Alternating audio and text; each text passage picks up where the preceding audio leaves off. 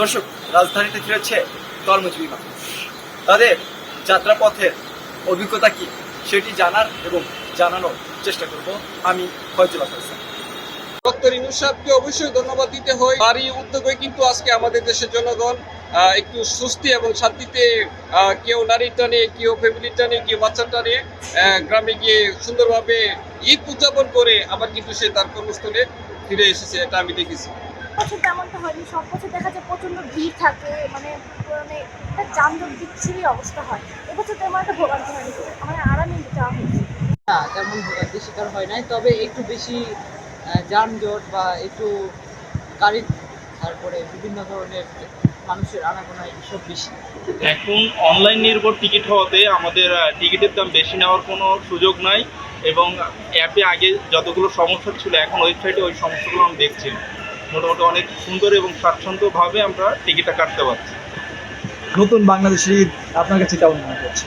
বিজয়, 24-এর বিজয় মানে আমাদের বিজয়, মানে সব দিক থেকে সুন্দর এবং স্বাচ্ছন্দ্যবোধ, এবং ডক্টর মোহাম্মদ ইউনূসের যে পদ চলা, তার যে অনুসরণ করে আমরা যে দেশটা পাচ্ছি, মানে যে সাফল্যগুলো আসছে, এটা অবিস্মরণীয়। আমাদের চাঁদপুরের কাছে ভালোই ছিল, মানে কোনো অসুবিধা হয়নি। বছর তেমনটা হয়নি, সব বছর দেখা যায় প্রচণ্ড ভিড় থাকে, মানে একটা যানজট বিচ্ছিরি অবস্থা হয়। এবছর তেমন একটা ভোগান্তি হয়নি, মানে আরামে যাওয়া হয়েছে। এর জন্য আপনি কি মনে করছেন, আসলে কাদের এই দায়টা থাকেই, বা কাদেরকে আপনি এর জন্য ধন্যবাদ দিবেন? কর্মকর্তা যারা থাকে তাদেরকেই ধন্যবাদ দেবো, প্রশাসনকে ধন্যবাদ দেবো। মানে প্রতি বছর যেরকম একটা মানে ভিড়, ট্রেনে টিকিট পাওয়া যায় না, সব বুক হয়ে থাকে, এরকম এবার একটা কোনো অবস্থা হয়নি। আগামীর প্রত্যাশা কি? এরকমই যাতে মানে একটু মানে সুস্থ স্বাভাবিকভাবে ভালোভাবে যেতে পারি, এটাই। আপনি ঢাকা ছাড়ছেন না আসছেন? আমি এখন ঢাকা থেকে রাজশাহী যাবো। না, এবার ছুটি বেশি ছিল, আমরা যাওয়াটা সুবিধা হয়েছে।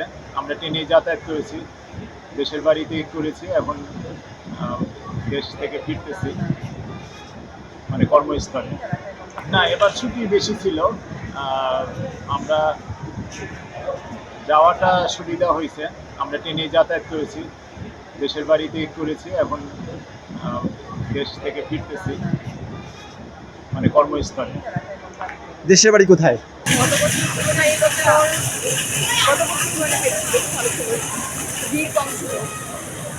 এবছর ট্রেনের কি খারাপ লেগেছে এমন কোনো বিষয় আছে? না, ভিড় ছাড়া আর কোনো কিছু খারাপ লাগেনি। হ্যাঁ, গাদাগাড়ি তো অনেক ছিল, আর হচ্ছে টিকিটের দুর্ভোগ, অনেকেই দাঁড়িয়েছিল, কিন্তু আমি মানে অনলাইনে আগে থেকে টিকিট কেটে রেখেছিলাম, সেগুলো হচ্ছে আসতে পেরেছি।